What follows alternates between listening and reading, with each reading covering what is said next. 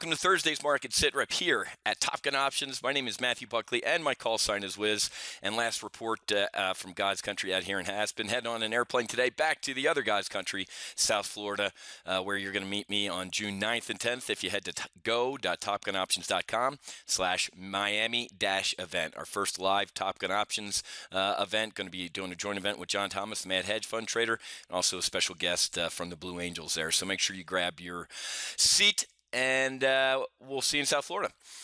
Folks, this is absolutely disgusting. So yesterday was a horrible day for liberals in the media and Democrats. First of all, the chairman of the House Intel Committee, who for weeks has been saying there's been no proof, came out yesterday and said, yes, Trump and his team got caught up inadvertently in intelligence intercepts. And I'm pausing for effect for a reason. If you just didn't vomit all over the place, you're not an American, or you don't have a brain. This should have been breaking news on ABC, NBC, CNN, all of it.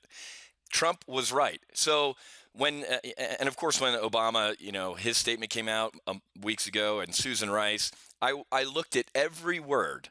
I read every word, and now they can say this because now it was inadvertent.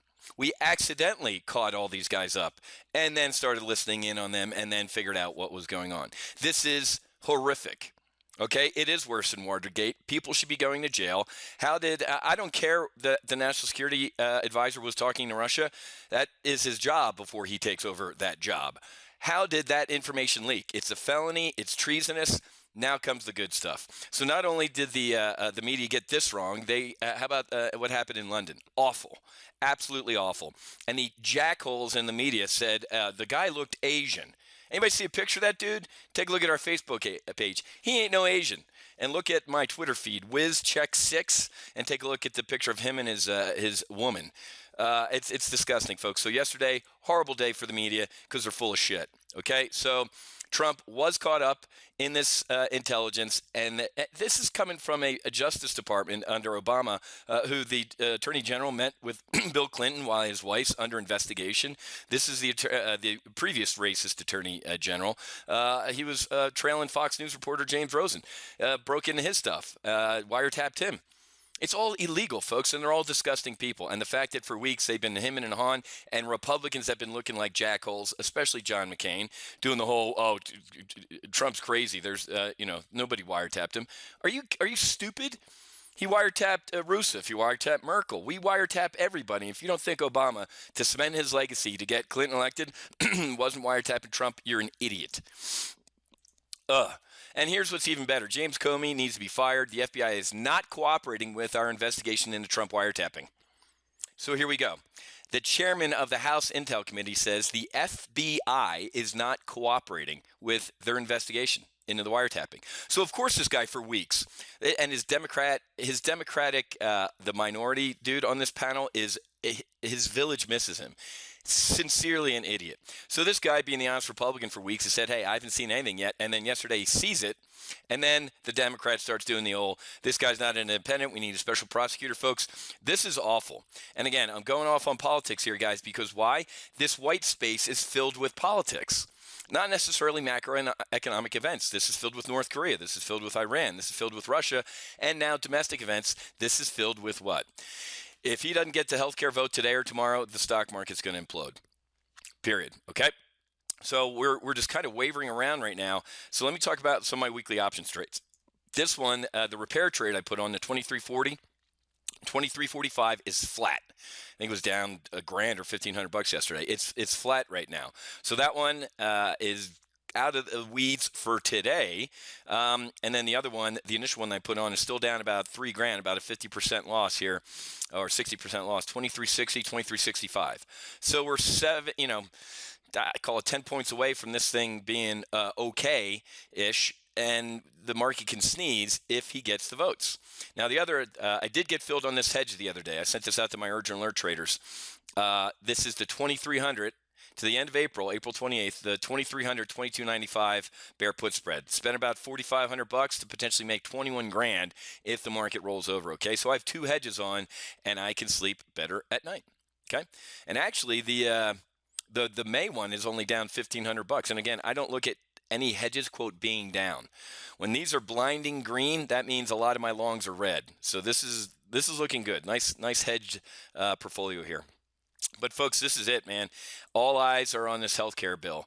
If he can't get this through, of course he's going to try and move on tax reform. He's going to try and move on financial regulation. Of course he's going to keep going with the other parts of his agenda. And of course this Obamacare thing, however many holdouts there are right now, 27 again this morning.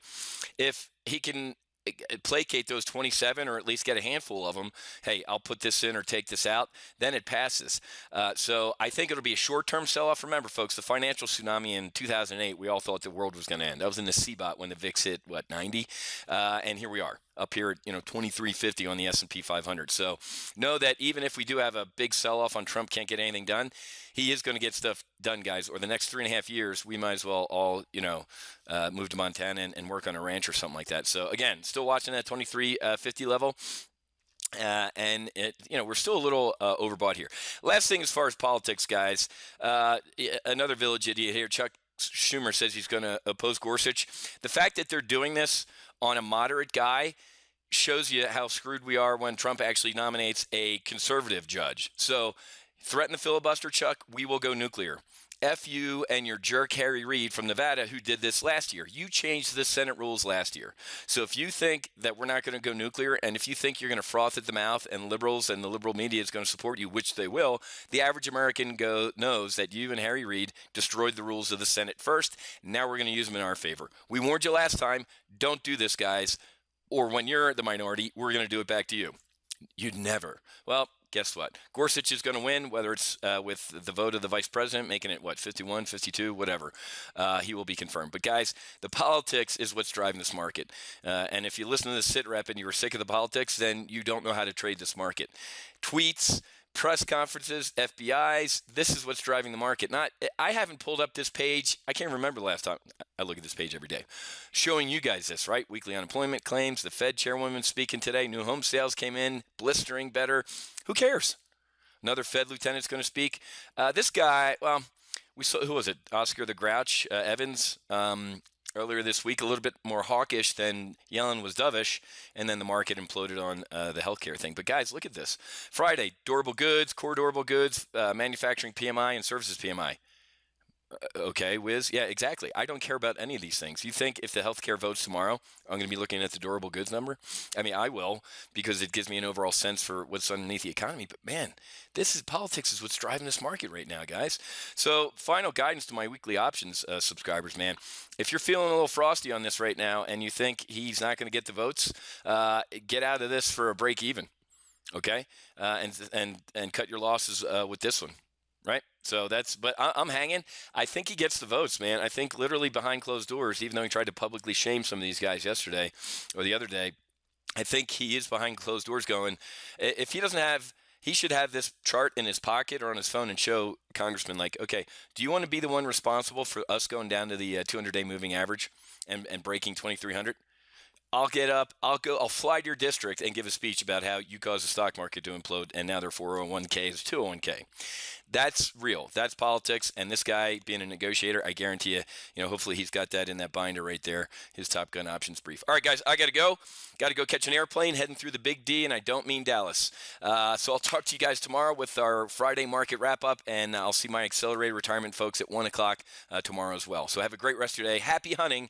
Make sure you're hedged, folks, because you're never losing money on a hedge or when you're buying for your buds. Okay, I'll see you guys.